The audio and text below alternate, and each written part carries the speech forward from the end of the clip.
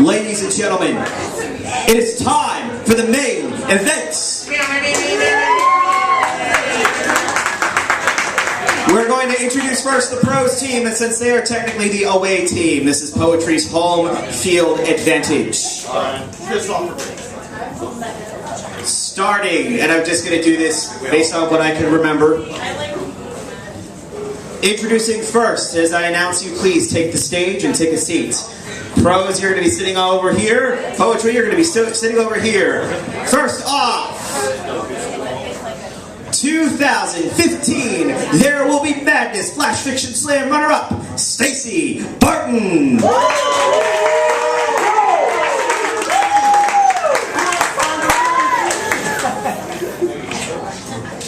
Multiple time, Best of There Will Be Words, Ashley Inguanta.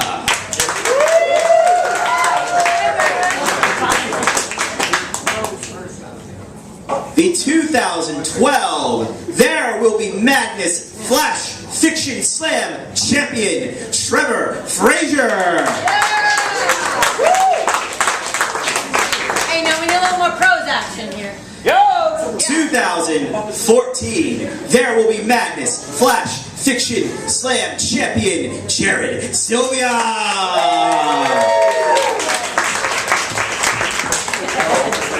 And now, introducing Team Poetry. Two-time Orlando Slam champion and the Slam Mother, is that right? Sure. The Slam person, the person who runs the Safe Words Poetry Slam, Curtis X Meyer.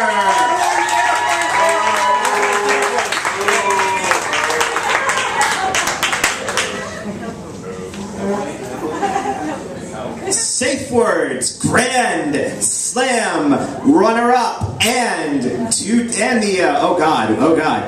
the only two-time winner from the first season of the Safe Words Poetry Slam, Ashley Smedley.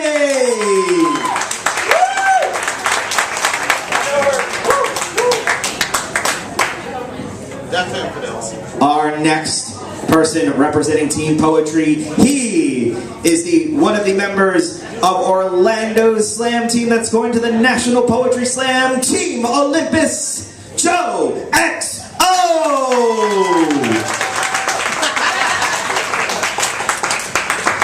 And last but certainly not least, also representing Team Olympus, Mary McGinn! And I forgot to mention that Mary McGinn was the winner of our third There Will Be Verse Poetry Slam. Alright, here's how this game works. I think I mentioned the 5-minute rule, right? Well, I'm going to remind you guys.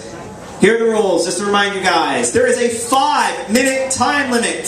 There are no props, no costumes, no musical accompaniment allowed. Break any of these rules and you are eliminated, and you will not know that you are eliminated until after both readers have read. This is a head-to-head bout, which means one team is going to decide who reads from that side. The other team is going to decide who reads from that side. Both people read. The team that wins, their person gets to stay. The team that loses, that person who read goes bye-bye. They go into the ether of the audience. We will do this until there is only one team standing, which means one entire team has to be eliminated for the other team to win. Are we ready? Yes. All right. So how we're going to decide order here is we are going to pick a number between 1 and 10. Okay. So Team Prose, since you are the away team, you get to pick first. A number between 1 and 10? 1 and 10. 5. Alright, Team Prose chooses 5. What? The number was 6. points. Alright, so, Team Prose, you get to decide whether you read first or second. We're going to go second. Team Prose is elected to go second. Team Prose, you must lock in now. Who will read for your team? Stacy. Stacy Barton will represent. Alright. Team Poetry, you may send up your first reader whenever you're ready. X Meyer.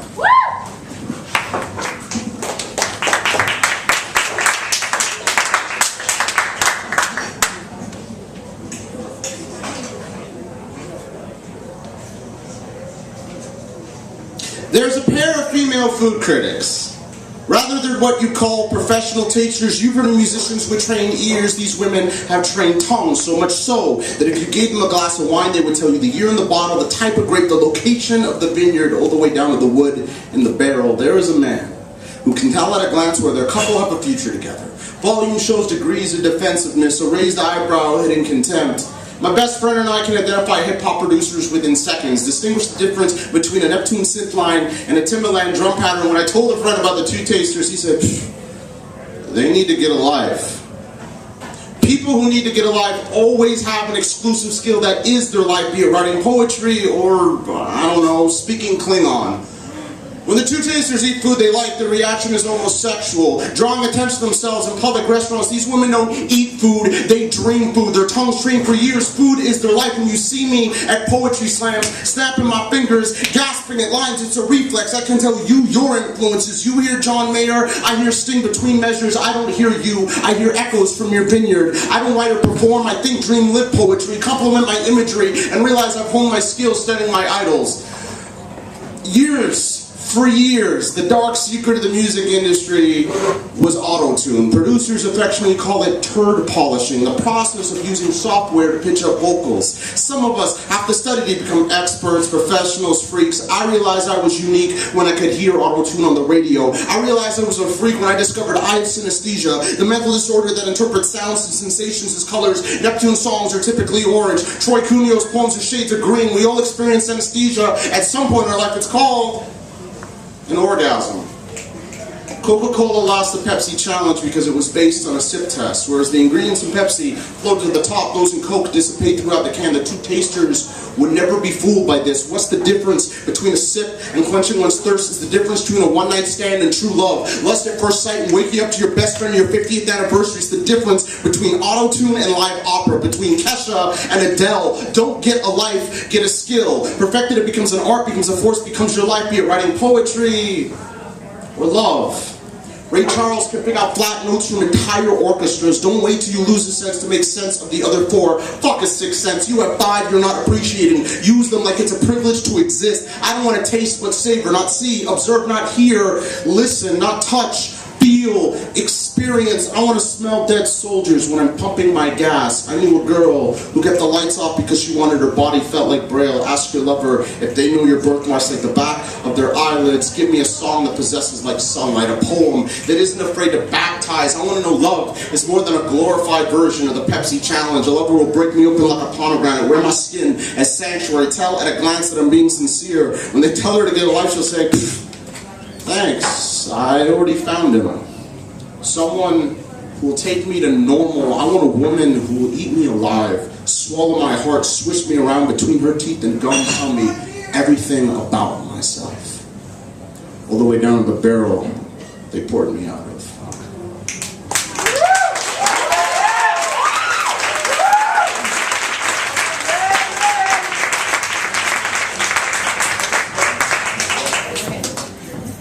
Sorry, I didn't know if I waited.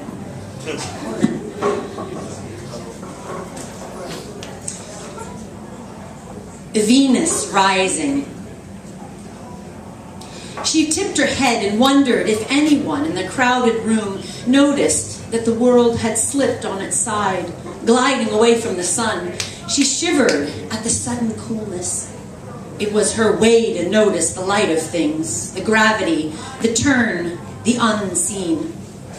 Some said it was madness that she felt the vibrations of the earth, knew the appetite of the sun, felt the spun of the moon.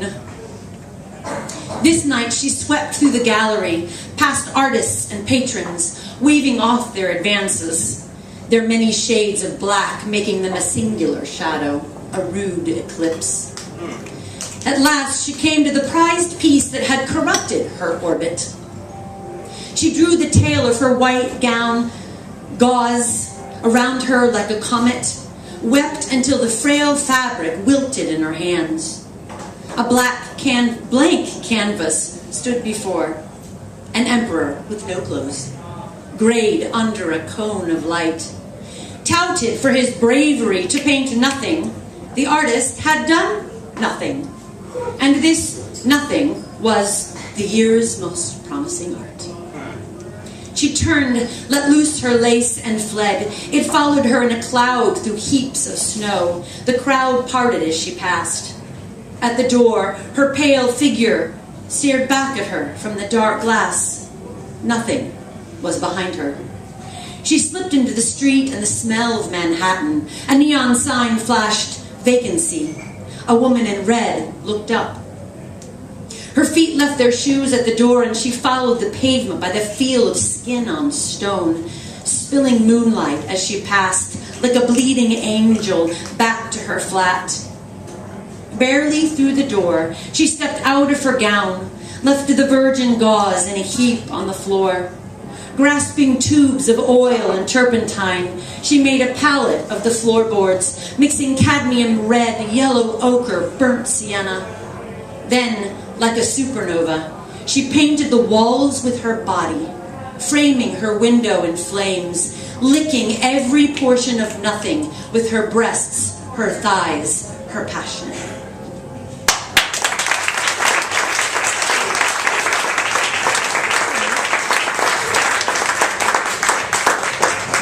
Curtis, please stand over here. Stacy, please stand over here. All right. So, as a gentle reminder, audience, applaud only. Only for the piece that you like the most. Curtis X Meyer.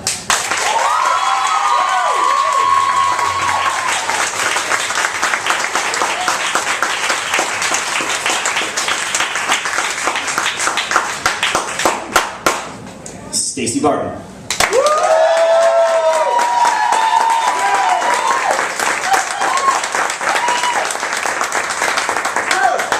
Ladies and gentlemen, we unfortunately have to say goodbye to Stacy Barton. Stacy, you have been eliminated. Please leave the stage. All right. So, Team Poetry, since you won that round, you have to read first. So decide who's going to read, and then you guys are going to decide amongst yourself who's going to counter.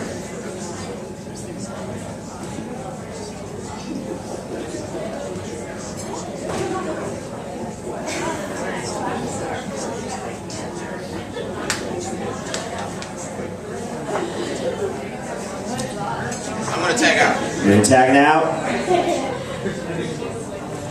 10 seconds. All right, ladies and gentlemen, Ashley Smedley.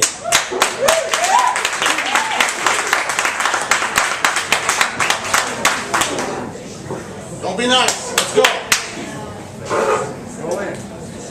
The name Ashley was ranked among the 185 worst names for a girl according to this irrelevant blog that I read sometimes. In the comments, someone called MaddieGirl19 says, Ashley, why would you curse your daughter to a life of inadequacy, probably working at 7-Eleven or something? Dear MaddieGirl19, fuck you. You pompous glass of dry champagne that makes everyone in the room squish up their face but still costs $500 a bottle. You matching set of pajamas that your mother bought you for the sleepover so no one would think you were poor. You poor MaddieGirl19. I'm sorry that they showed you a glass ceiling with a strand of pearls on top. I'm sorry that you think a girl can be named anything that gives her class, that gives her worth, unless enough men decide it does. Another commentator responds, yeah, like, You don't hear of many CEOs named Ashley. And that is exactly the problem. You don't hear of many CEOs named Ashley or Sarah or Rebecca. You might see a few Alexes or Sams, but name your daughter Michael and she might just get somewhere in this life. Might not just be another statistic or get swallowed by the wage gap, which has been flooding our feet for centuries. It needs a dam or something. In these high heels, you know, men wore those first. And then they ruled them impractical and gave them to us as a gift, just like they gave us tube tops and mini skirts and then raped us when we wore them. Women invented fire escapes, invented life rafts and windshield wipers. We want to protect people. And if you think that a name can protect your daughter, name her Storm Drain. Let her be solid and not crack under wide feet. Name her Heartbeat or Brick Road that no one wants to drive down because they can't handle the bumps. Name her Metal Osmium. That is the hardest rock in the world next to a diamond. And girls don't need diamonds. They need books and rain boots and magnifying glasses and notepads. They need trees to climb without being told to sit down and mind their dresses. No more of this. Boys will be boys and girls will be told to be quiet. Name your daughter Vengeance. Allow her to be wild without feeling sorry. Women, girls, are too sorry for taking up space in a world that tells them that they are too big to matter and too small to complain when it hurts. The name Ashley means someone who lives in an ash tree grove. And it was a boy's name first.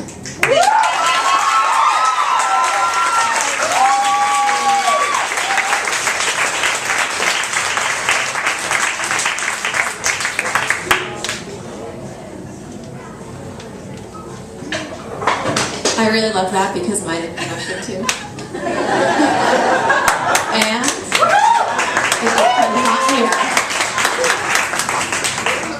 I'm going to read a poem about a strong woman. It's a prose piece. Sorry. And it's called Belly of the Whale. I am in your hometown, singing all the songs you used to love, all electric and big, big hair. I hitched a ride here with a man. I am in the back of his pickup, leaning into the driver's seat. He smells like weed and metal. He says, "Why you singing that?" And I say, "Because I miss her." He says, "You miss her, why?" I say, "What's it to you?" I press my lips to his neck, and I shake, but I keep my mouth soft and loose, so still I can sing. This man, he is so gold, he's California. Vast, sided by ocean, and pulled by moon. He taps the steering wheel while I make music. He says, "I wonder what it takes to write a song." I want to ask the man questions. I want him to say, "I know you love her, it will be okay, it will." Instead, I keep singing electric, my lips on this man's neck, my hand on his shoulder. The air is so thick it feels like I am being cradled in the belly of the whale. The moon is all neon, booming. And the man, he keeps quiet now like God. I slide my hand down, slipping my fingernail into his forearm and into his skin. The blood starts rising. The world outside is all field and water.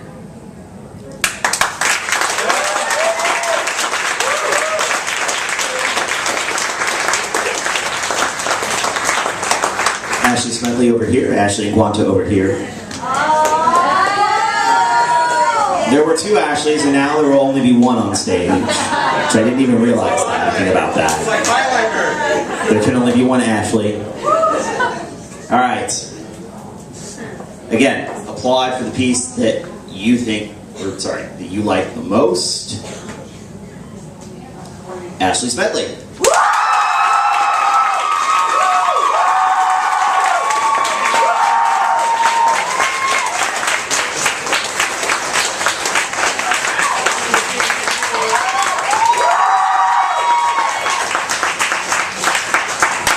Okay.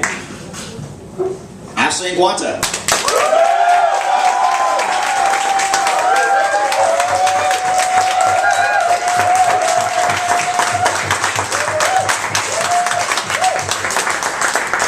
Oh, that was one a little close, but I think I got to give it to Ashley Smedley on that one.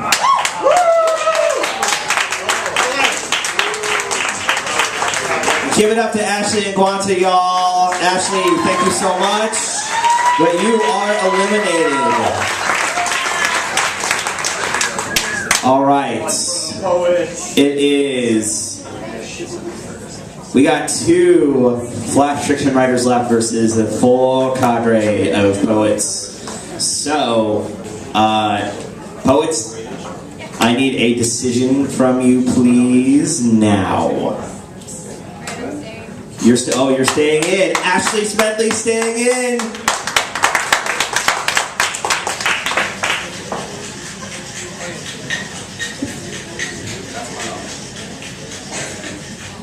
For anyone who may be offended by my waistline for any reason, I encourage you to meet my mother because she knows that she made something perfect on August 8th, 1990. Please remind me, what did she do wrong? Insist that no, she did not do this. My poor decisions since then with food and fitness, they are the reason I am this way. And then you'll say, I mean, it's not like you're fat. And you will instantly put me in that category, the in-between. I fit comfortably into airline seats, but apparently I'm too big to walk down a street without being labeled lazy. And if I mention my size to a bigger girl, I'm crazy or attention-seeking, narcissism leaking from my eyes. Looks like Chubby taught herself to cry, so desperate. She's just waiting for someone to tell her that she's not fat. But fat is not the problem. Flesh is not the problem. Discrimination and assumptions about my abilities are the problem. The idea that my weight has any correlation to my worth is the problem. The thought that I am careless with my health is the problem. But don't you want to live better? You've got to be joking. Yes, I want to live better. I want to quit smoking. Yes, I want to live better. I'm done choking on this bullshit that society wants to feed down my throat about quinoa and Pilates and how much I've got to lose if I want the perfect body. And it's not only thin girls who judge me. Big women, ironically, would exclude me from solidarity as if my struggle is not the struggle. With arms locked and backs turned, I'm left out of the huddle. Why would you deny an ally? The average American woman is 5'3". I am taller than that. The average American woman is a size 14. I am smaller than that, but more than 80% of American women express being disappointed by their physical appearance. I think my place within that statistics grant me some clearance. My body is a war zone, just like yours. But do you ever have one of those days when you just feel so pretty? Like you actually deserve to feel the sunlight on your wrists, like your smile is a gift you can actually afford to give. When I have days like that, I do not cease to be fat. This proves to me that fat and beautiful are not mutually exclusive. We all have mornings when we have to scrape the gunpowder off of our eyelids. I say we give ourselves the nights off from the violence. Smile at your reflection. Lay naked in your bed. And don't you forget that even we deserve rest.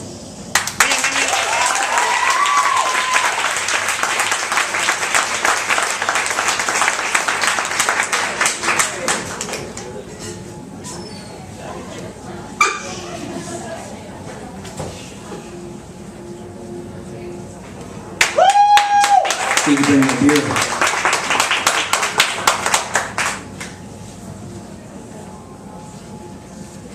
It strikes me that reading prose at an event like this is like bringing a station wagon to a gathering of CBR 600 motorcycles. Come on! But I'm going to read a station wagon anyway. called Comma and Crows. It's one sentence. At first he thought the crow talked, and then he was sure because it fluffed up, squared itself, black eyes leveled, still. Even though the other crows were looping in the marshmallow sky way up above the abandoned boatyard where he had been wandering really past red and white dry-docked fishing skiffs, barnacle blooms, old ropes, kicking around, thinking about the Island of Gods, the pastel brochure they gave him when he arrived, all of that until he heard Konbanwa over his shoulder, looked up, saw a crow ensconced on that power line, or maybe that phone line, staring down like waiting for a response, a crow that opened its beak and said again, Konbanwa, with such perfect diction that all he could think to say back was, good evening.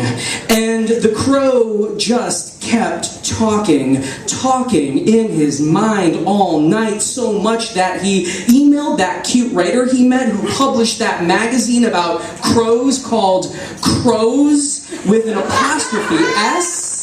As though to say the writer was herself spoken for already, by the crows themselves. The writer who wrote back to say that crows do sometimes speak, but usually only to say good morning, and never yet had she heard of a crow saying good evening.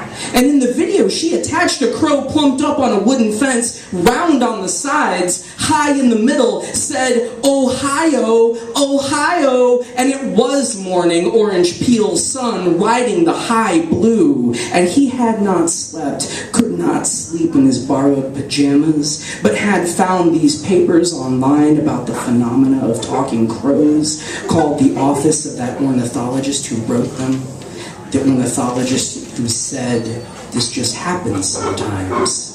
Happens a lot more in the Izus. Happens because crows love speaking Nihongo. Happens because English is a strange flavor on a crow tongue. And some of it comes down to preference, maybe. And maybe English speakers just don't listen to crows. And maybe English speakers just don't listen to anyone, he said. Punching each word. And that's all fine. But then there's this guy sitting on an upturned bucket, in the dry dock where it's good to stroll because of the dead ship graveyard silence, the kelp smell rising from the pavers, and the guy on the bucket by the red and white boat with a jagged gash grin on the side says that, yes, sometimes the crows around here get a little chatty, and when they do, he sprays them with a poisonous gas. And he shows off the canister with its skulls and its crossbones, has this look in his eyes like maybe he stared into the sun, maybe a few times. And this island, and everything, like how the crows are always so polite, greeting him, giving him reverent little feather ruffles, and maybe there is no God, right? Because maybe it was just this crow, and it talked and it said good evening. Maybe that's all there was to it.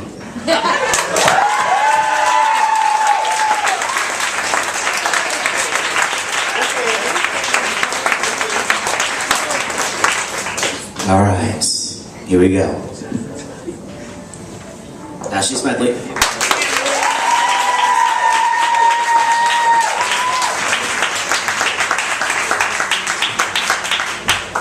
Jared Silvia.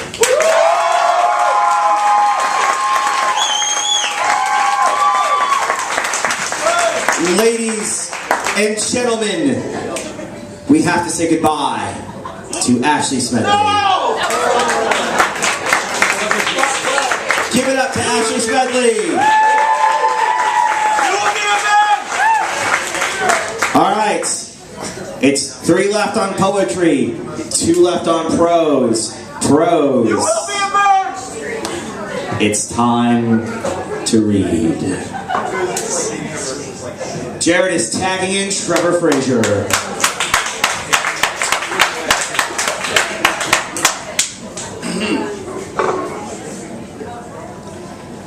The first of the horsemen to die was Plague. Plague was the cockiest, always bragging that he was the most subtle after death, that no one ever saw him coming. He killed himself when his wife left him.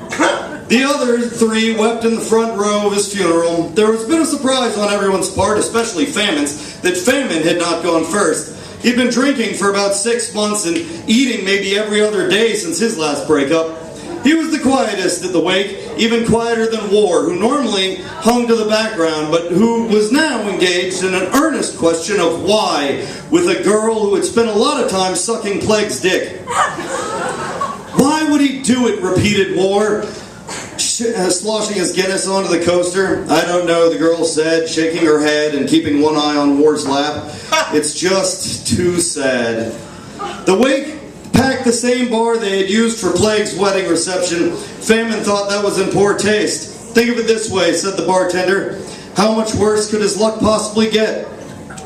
The night started winding down when those who hadn't really known him, the Tooth Fairy, the invisible hand of the market, began to take off in a slow exodus of I've got work in the morning. But the emptying rate was exponential, and soon it was the surviving three, and Death's girlfriend, and War's ex, and Plague's former lover, and the stable boy, and a couple of angry friends and the bartender, and they drank and cracked jokes about others who'd left, and War's ex even tried to steer the conversation toward movies, but the silence always returned too quickly until someone grew the balls to punch the elephant in the room. So what's going to happen to the apocalypse, asked Jimmy. What, said Death? The apocalypse is still on, said Famine, and War nodded. Yeah, said Death, this doesn't affect that. Doesn't it? Asked one of the girls. I mean, didn't he know, said War, raising a finger. But he had to know, said War, interrupting with his whole hand. Now, no, he didn't. Okay, let's just admit it, okay? Death and Famine looked a little puzzled. Plague hadn't really been relevant for a while, and everyone around them exploded into a chorus of, no, come on! And the bartender said, confirming War's assertion, at his wake, really? But the horsemen were silent for a second, and then Death chimed in, well, in terms of sheer numbers, I'm saying, said War, with the vaccines and the quarantine procedures. Wait, said Famine, hold up. What vaccines and procedures? The ones, dude, I mean, it's not like he had, well, maybe not, but they weren't prepared. Yeah, I mean, said Plague's lover, didn't he just do that whatever and flu outbreak in China? And the other three exchanged a glance. No, said Famine, that wasn't him. Oh, said Plague's lover, who looked down. No, said Death, if it's one of us, you'll know. How, asked the bartender. Because it will be all of us, they said in unison. So you're saying, began Death's girlfriend, that you didn't need him? I'm saying we were already needing a plan for how to do it. If he could, okay, dude, said Famine. On 60 Minutes, less than a month ago, like 2 weeks. Famine, I am with you, but you cannot quote their media as evidence, said Death. Famine shrugged and took a drink. Still. A lull returned, and Famine used this opportunity to order a snake bite. It was at that time that the stable boy started to cry. Oh, hey, said seemingly everyone at once. Come on now. And they brought him a chair, and he sat down, and all the women hugged him, and everyone said they knew, and they understood, and everyone said it was okay. But it's not okay, cried Plague. Or he cried. Plague is dead. It's not okay. Plague was the one that used to call me when you guys were going out. He was the only one that let me know what was going on. Plague was like the link, you know? He kept it all together. I know, said Death, feeling a little cheated for his part, but still. I know. We're all going to have to work extra hard not to let this tear us apart. And everyone nodded. And then began the flood of anecdotes and everyone's favorite memories. And Jimmy held court the longest and got the biggest laugh about the time that Plague had whipped out his dick at the bar and then forgot to put it away and walked pissing back to his car and fell asleep inside, and the cop had found him by following the trail of urine. They knew that there were better stories, but Plague had been the best at telling them. Eventually, the bar had to close. It had given them an extra hour, and the bartender still had counting and cleaning to do, so she ushered everyone out. War took his ex and Plague's lover home, which did not pan out as he'd hoped, and Famine promised to follow Death home so he wouldn't get a DUI, however that works, and they spent 30 minutes looking for the keys in Famine's hand. As they were getting into the car, Famine stopped and asked, do you think they'll all go through this? You know, once we get started? No, said Death. They won't have time.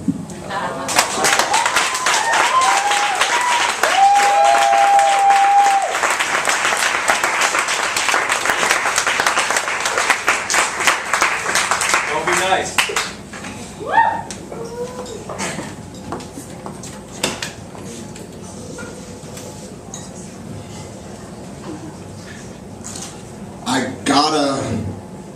keep moving. I'm most active at night. Beyond the dark of fathoms, I navigate by sense of smell, past realms where sun is myth. My eyes stare back dead and empty, bottomless trenches, ancient black, prehistoric black, before Atlantis, dense as outer space, as cooled lava forming the continental shelf before the first tadpole swiggled its way out of the mud, before fire and volcanoes, before dry land, when all you needed was a mouth and speed. My eyes are black holes impenetrable as the beginning of time. Neon signs ignite the landscape, visible through the fog and rain, a carnival of lighthouses calling out for desperate sailors. Streetlights serve as moray eels nipping wildly at passers-by. The electric hum of currents vibrates my soul like plucked strings across the ocean's orchestra. I can feel their echoes of attraction ripple throughout my nervous system. Tropical storms cast curtains across depths in my blood tonight. All the bars look like shipwrecks. All scavengers are circling, sure to be a feeding frenzy. Mermaids with reefs in their hair and koi, wrapped around limbs like towers of kelp, or plumes of orange smoke court those on shore leave unaware. Fishnets were made for capture. I gotta keep moving. You never see me coming. Apex predator. Every second I'm alive is Shark Week. I got shark teeth that'll rip apart a mark in a heartbeat. I was designed to move this fast. A torpedo with an appetite. A school of bullets with a hive mind. Nature built me a machine with purpose before the wolves. Before the sky grew claws. Before dinosaurs, I was here. A furnace for a stomach. The ideal hunter. Hunger. My perpetual turbine. My face. Battle-ravaged body, tattooed by scars. Back home, my wife says I'm in too deep. I say, that's what the gills are for. They call me carnivore. This ain't a pompadour, it's a dorsal fin. A black flag with skull and crossed swords flown out the back of a drop-top caddy. My crest is a warning shot. The points of my shoulders ain't leather. This here's my skin, gunmetal gray. A suit made of razors, streamlined, aerodynamic, untouchable. Literally, rub me the wrong way and flesh grates the palms of castaways into pulp like confetti. They call me pirate, hustler, cutthroat. I grin a warehouse full of knives. 2 crowns, one upside down form a bear trap. They call me greaser. I've come for treasure. I've come to collect what's mine. Trailing magnetic fields emitted by the chum in their pockets. I've come to devour their hopes and dreams. It's pandemonium. Once the jukebox starts playing my song, I sniff the airwaves and the first notes of Bobby Darin start to churn plasma in the water. Too many guppies in here pretending to be barracuda. Some careless minnow behind a dartboard bumps into me while I'm at my table setting up racks for a game. I reach for the neck of the nearest bottle on instinct, smash it in half against the bar, a jagged piece of coral in my hand. Bubbles drift skyward out of cigarettes. Something hard breaks against the back of my skull. A club, maybe the leg of a chair. A gang of small fry passing themselves off as tough guys grab me by the shoulder, drag me to the men's room, slam my face against the sink of a nearby stall. Glass shatters, shards scatter as fractals, flashes of scales. Hands pin me against the outside wall. Brass knuckles taste like taking bites out of anchors. They leave me for dead. Slouched over in the corner, mouths bubbling tar pits, tongue licking tides of copper as they walk away.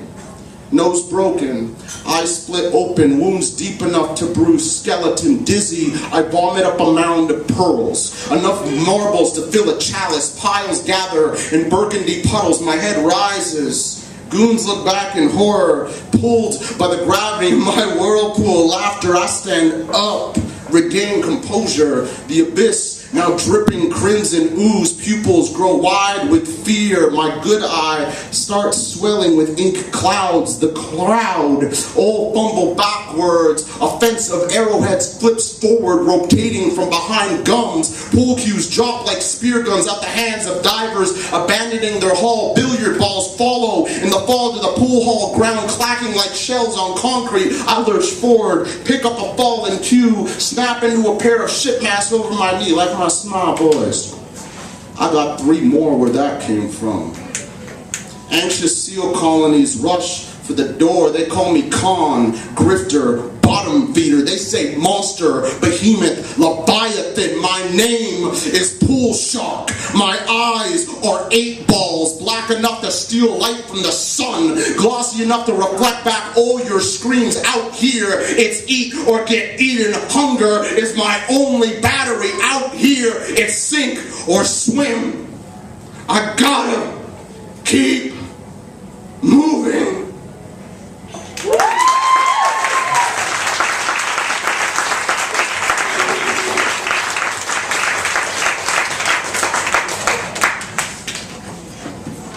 Ladies and gentlemen, coming in at 5 minutes, 28 seconds, Curtis X Meyer is disqualified.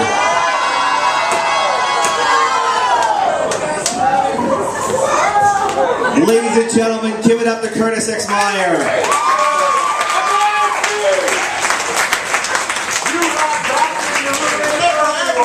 By the way, for the folks playing in the audience, we were 1.2 seconds away from having this be a double disqualification. We were that close to having a double DQ. Alright. Looks like we got a game now, y'all. Prose has got 2. Poetry's got 2. Prose. Tagging in. Trevor's tagging in Jared.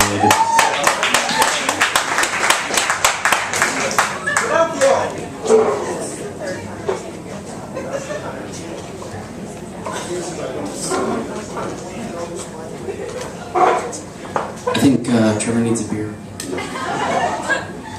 This piece is bad fucking luck. Jesse knows what I mean. It's called Reverse Pinocchio. Dear Jared, as it states in our submission guidelines, we are almost never able to respond directly to short fiction submissions. We receive a lot of work from up-and-coming writers and are very busy. In your case, though, I felt I needed to respond personally. Regarding your submission entitled Reverse Pinocchio, I have been asked to convey the regards of the entire journal staff. The graduate student readers and editors have talked of little else since your work crossed our respective desks. Actually, we don't have desks. We lost our office when the university added that international marketing program. So now we meet in the student center, which is connected to the West cafeteria, which smells like wilted lettuce. Once we pushed through the plentiful spelling and grammatical errors, we discovered another thing entirely. Horrifying sexual acrobatics. Your work has it all. Necrophilia, pedophilia, zoophilia, arachnophilia, extreme xenophobia, and all of this in just 375 words. I want to call particular attention to the moment from which the piece takes its name. The horror we felt at Pinocchio's nose retracting into his head, dealing the final blow to his brain stem, severing it once and for all. This was immediately dulled when the plague rats demonstrated their vermin Kama Sutra in his now empty eye sockets. It was clear that this scene was crafted with the pristine attention of a true connoisseur. And what was that little song they sang? Dirty little lying wooden boy, love was not meant for a marionette. Can I ask you a question? What's your issue with Lithuanians? It wasn't really clear in the story, although the invectives you whipped at them place you firmly as a rising star in the field of ethnic antagonism. Also, what exactly is happening in the photograph you included? It appears to be a man pleasuring himself in a pile of freshly hewn birch logs, but it couldn't be that, could it? we were hoping you could clarify when you submit the promised sequel, noted menacingly on the second-page footnote entitled Sweet Bowel Geppetto. It is not an exaggeration to say that the entire staff is counting the days until we receive your response. Warmest regards, Jared Silvia.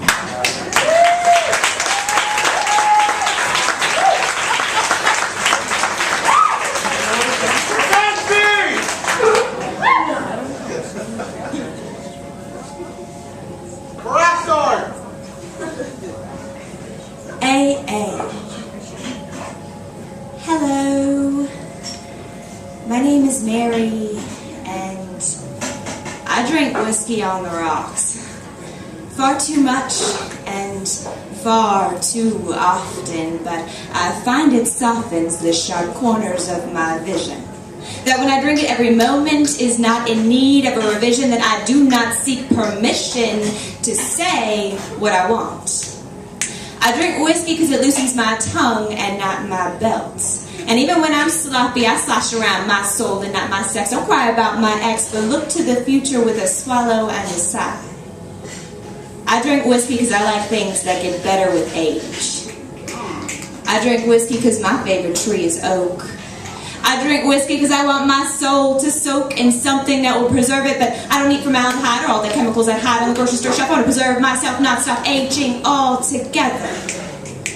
I drink whiskey for the burn of the swallow and the words that follow that are not hollow. So raise your glass and swallow that hangover that will come tomorrow, because tonight the world looks sharp in this bar that is too dark, and I want the words that will erupt from my mouth like magna. I want to vomit them up from my guts. And not just to loose them from the tip of my tongue. My name is Mary, and I like whiskey.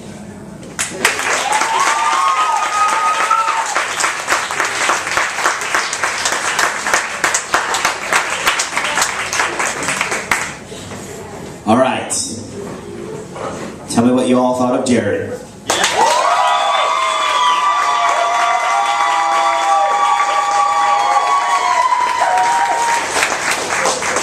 Okay. Tell me all what you thought of Mary.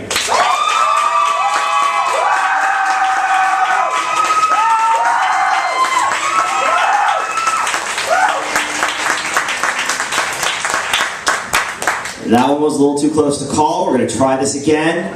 Audience, as a reminder, applaud only for the piece that you like the most.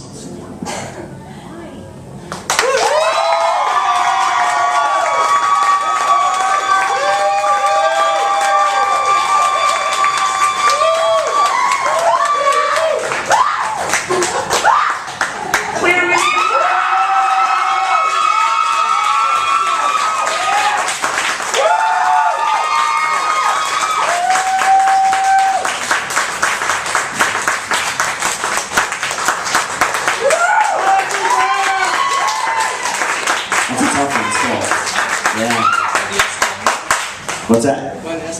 What's the SPL meter? That measures the sound pressure. You actually have that? Yeah. Where? What? Wait a minute. What? There's an app for that? What's it called? SPL meter. SPL meter? Hang on. This is a really good round, y'all. Seriously. This is a really good round. Hang on. SPL. Thank you. I need another. Yeah, I need one. Is there anybody during all of this that will put a beer on my tab and bring it to me? I will even buy you a beer for nothing. Cash for beer. Hey, Troy, anybody?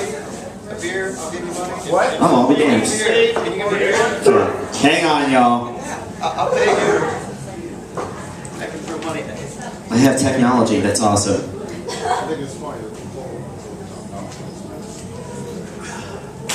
All right.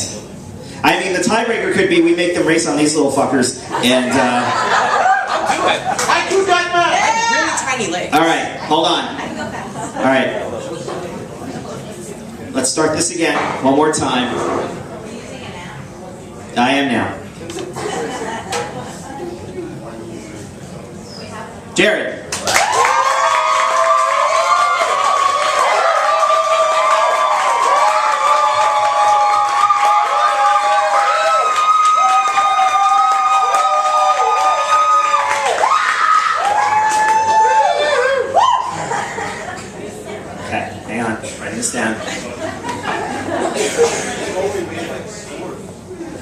Can I get a fuck numbers? Fuck numbers! Thank you. In this case, though, I actually kind of need it here. All right. Mary.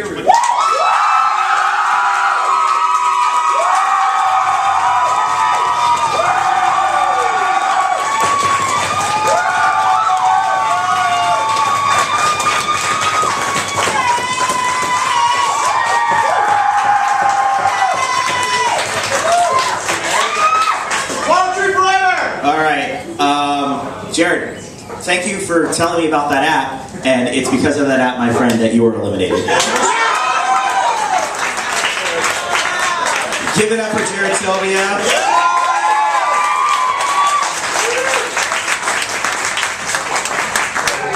All right. Prose wins! Well, that might be a little too premature. We've got only one prose writer remaining. We have 2 poets remaining. Poets, bring up who is reading.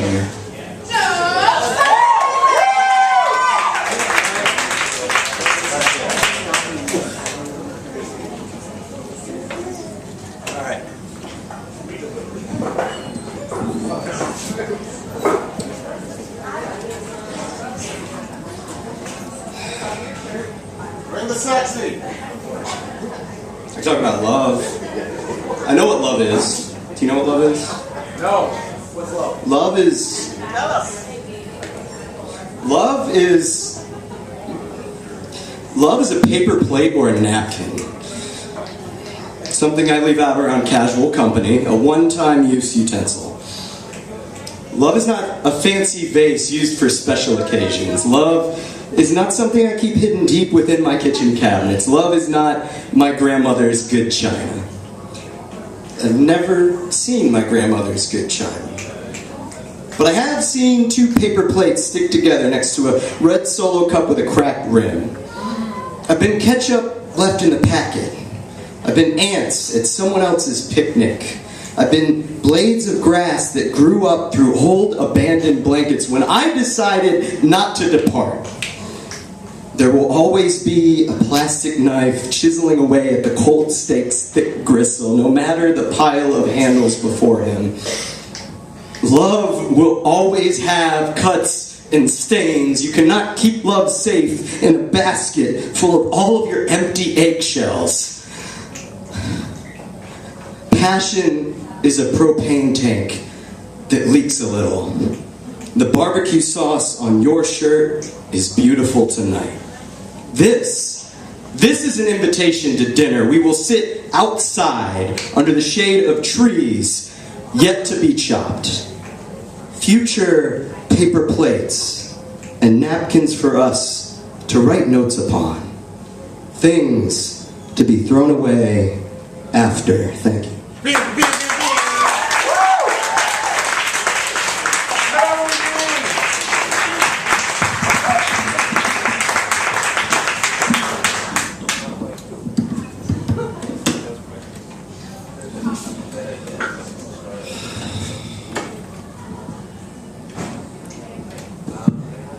And the Lord spake, saying, for the republic of heaven is like,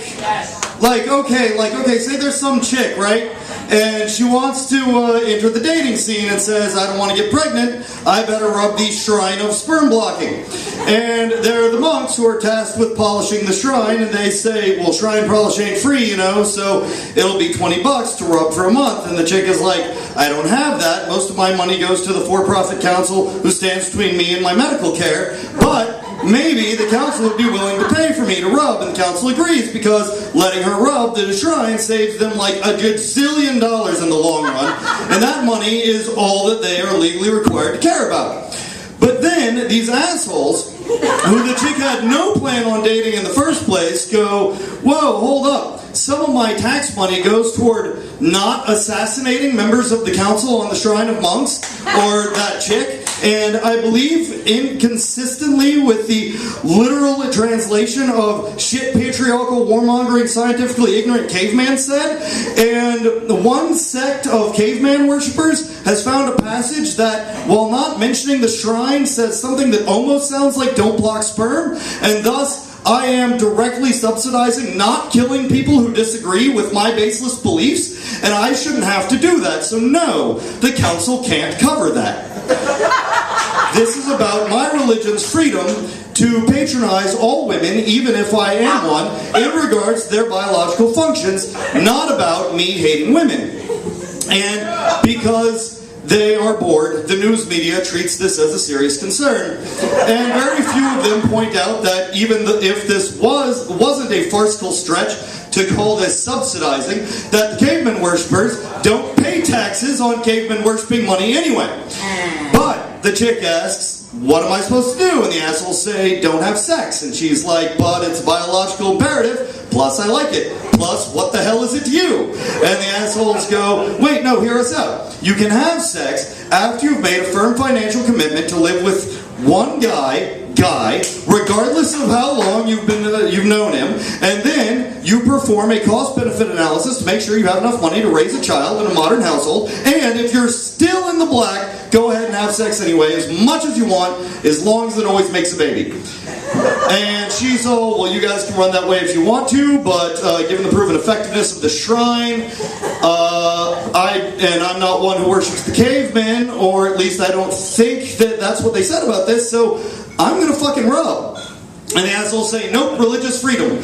And she's like, yeah, that's what I'm saying. And the assholes go, no, our religious freedom for you not to exist. And the chick's eyes starts twitching in frustration. And the assholes say, think of it this way. If your council pays for it, and some shrine polishing monk disagrees with sperm blocking, he would be forced against ghost beliefs by letting you rub. And the chick is like, then why'd he become a shrine polishing monk?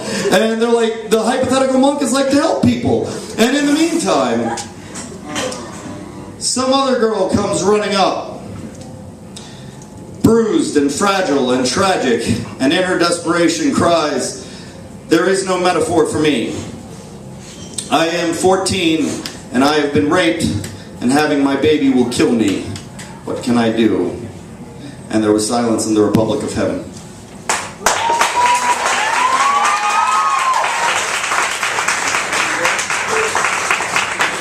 Hold on. Sir? Boo the host for not being prepared. Boo! Okay. Here we go. Tell me what you thought of Joe XO.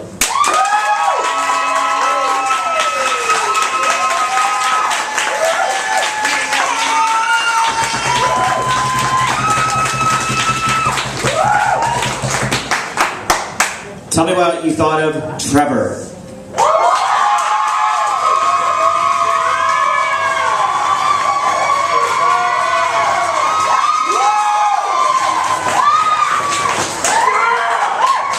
That was close.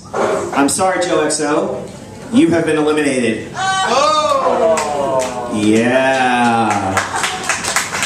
Give it up to Joe XO.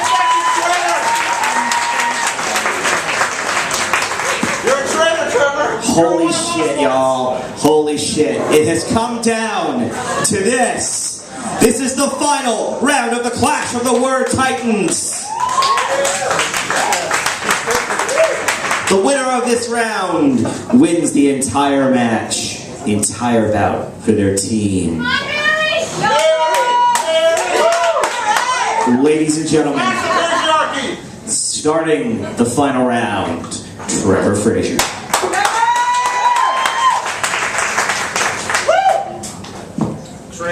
You were one of us once. Brothers and sisters, oh, especially sisters, Lord, what a tragedy this will be for you. The unthinkable has happened. I have carried this secret around for months now, but the burden of keeping this vital emergency from my loyal compatriots, not to mention the public at large, has pulled my heart into the pit of my stomach. I can no longer add the pain of silence to the pain of truth, and will not sugarcoat this, and I apologize for the shock. My dick is shrinking. The proud member that once touched the precipice of the 10-inch mark from even the most conservative of starting points is now barely above 9. And that's even using my custom measurement, which includes the solid ridge of taint meat that has only ever been accessible by the hardiest of Amazons.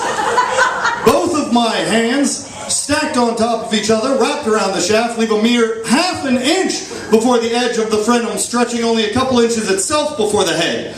My suspicions about this loss were first aroused in naked repose, when I noticed after a shower that my cock no longer brushed the tip of the indent its weight has pressed into my thigh over the years. I stretched it out and muttered to myself something about temperature and humidity, but nagging doubt clung to me like syphilis. I took pictures of it for reassurance, but eventually had to admit that I was manipulating the camera angle.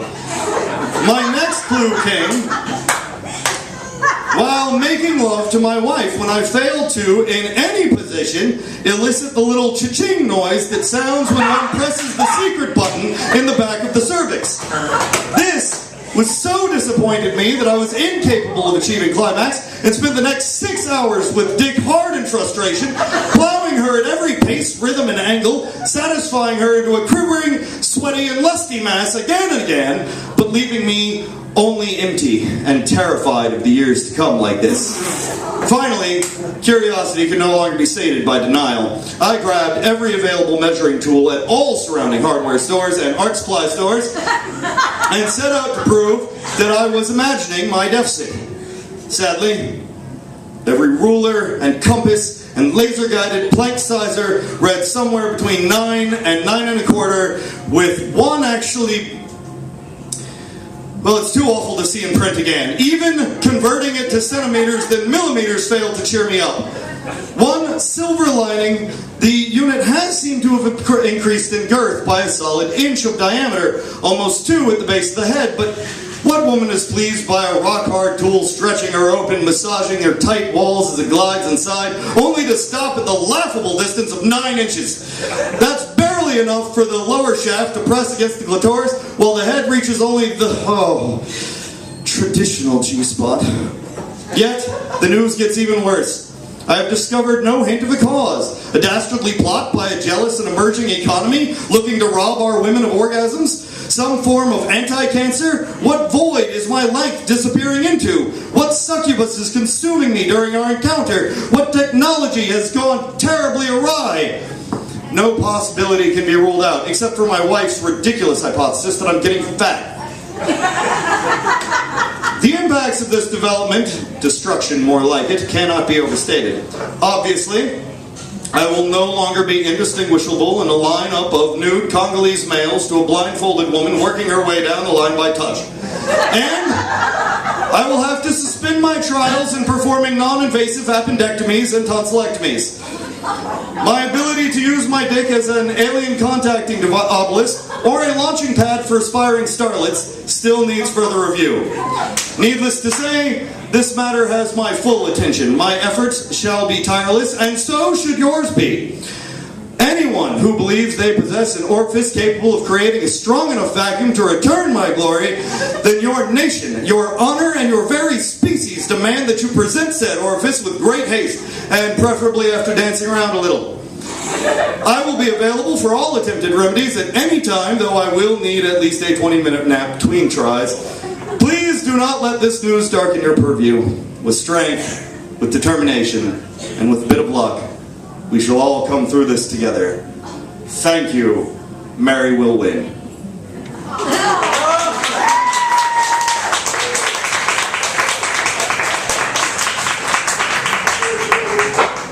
Alright, I'm gonna follow that up with a poem about tits. Let's go. Feed them every This poem is a response to the statement, I personally don't think it's fair you make better tips than I do just because you have tits. First, tits. Second, thank you. Thank you for perpetuating the notion that bartending while also having breasts is an act of prostitution. I'm sorry your lack of memory and absence of flow is affecting your money cash flow. Third, I personally don't think it's fair. You can walk down alleys. Now, I'm not saying I've never used my physical appearance to my advantage, because I have. With a sultry smile and big blue eyes, I have gotten out of 10 speeding tickets and 2 DUIs. I drank in bars almost every single night of my freshman year in college, but I don't think I ever paid for one drink, and I once got a $100 tip for having long legs. Now, your male brain may hear that and think prostitution, but let me tell you something. It's restitution. Think of it like a toll. Men trying to play you, pay you as they pass you, making passes at you, hollow with $1, trying to bridge that gap between your thighs, trying to buy a pass to tap that ass. Now, every time you see a fat tip, I want you to picture a fat lip you once got for saying no. To hear the voice of your boss as he tells you women can either be pretty or they could be smart. And you're pretty. Or your best friend's boyfriend as he says, I could beat you, rape you, murder you, and get away with it. Because I am a rich white man and you are just a woman. To feel a hand around your throat, a brick wall against your back, to learn the scent of your own blood as a stranger carves out the space behind your navel, then you tell me if you still want tits for tips. Because if you do, baby, you can have mine. It would be a weight off my back.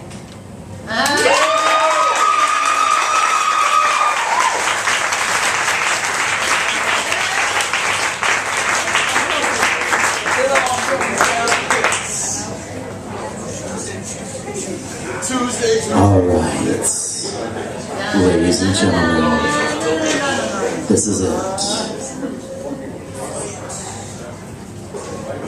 Trevor Fraser.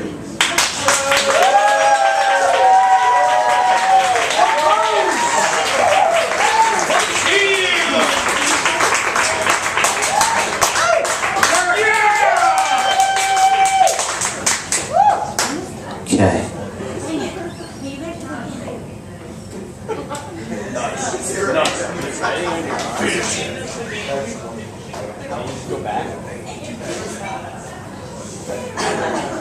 Mary McGinn.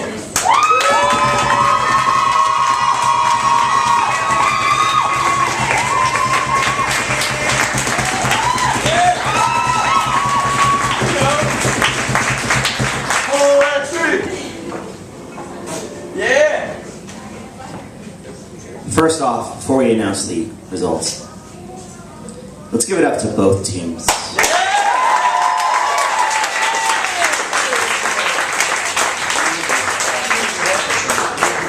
This has been a fantastic and a weird experiment that I think turned out really well, and we are definitely... Do you guys want to see this kind of thing again?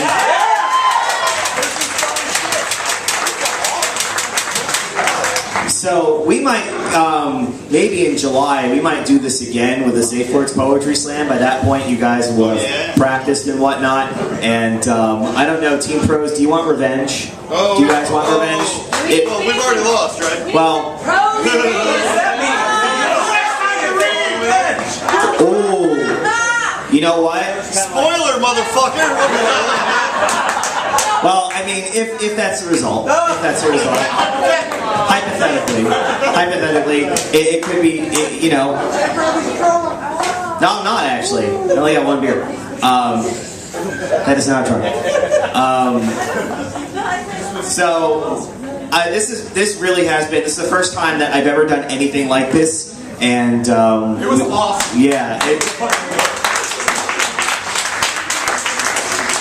And I want to thank you guys so much for coming out. I'm going to just do a couple of announcements, and then we're going to officially announce the winner here.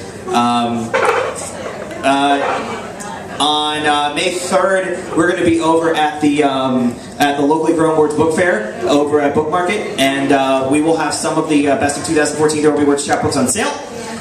May 12th will be the best of There Will Be Words 2014, where you can see Vanessa Blakesley, Raquel Henry, Genevieve, Anna Tyrell, and Sam Slaughter. We're going to celebrate There Will Be Words' 4th birthday.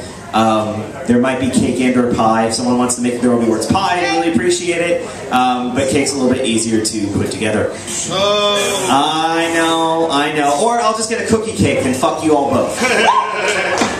Because Cookie Cult for life. Cookie Crew for life. 10-second plug? A 10-second plug? 10-second plug? What do you want to plug? Well, I can do it after you, though. Wait, I want to plug my book. Ah, yes. Yeah, Oh, wait, hold on. All of the writers tonight have stuff, maybe, that you can buy. I know tomorrow night at Austin's Film and Coffee is going to be the Ultimate Roar, which is going to be various poetic forms facing off each other. You can talk to that man about it. I think I still need 3 more participants if anyone wants to sign up. Talk to that man. His next slam is going to be May 28th at the Milk Bar. You can talk to him about that. We're back here on May 26th. Our feature's going to be Michelle Parker Randall. All right. Are you ready for the results? Yeah! Ladies and gentlemen, it was hard fought. It was really hard fought. The fact that it came down to the final members, the final remaining members of both teams is impressive and awesome. But unfortunately, this is America, and there can be only one fucking winner. Ladies and gentlemen, winning for their team. And I even call this particular person the MVP because this particular person eliminated more people from the other team than everyone else to get to this. Ladies and gentlemen, the winner. Team Poetry.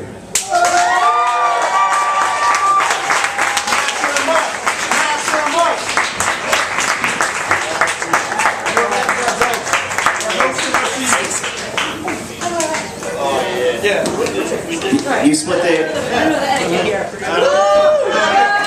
Can I have all the teams come up here and take a bow?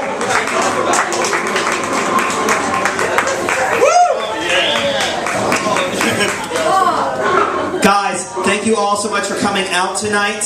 I'm Jay Bradley. There was some verse and some words. And on 3, I want you guys to give a big "We Love You" Stardust in 1, 2, 3.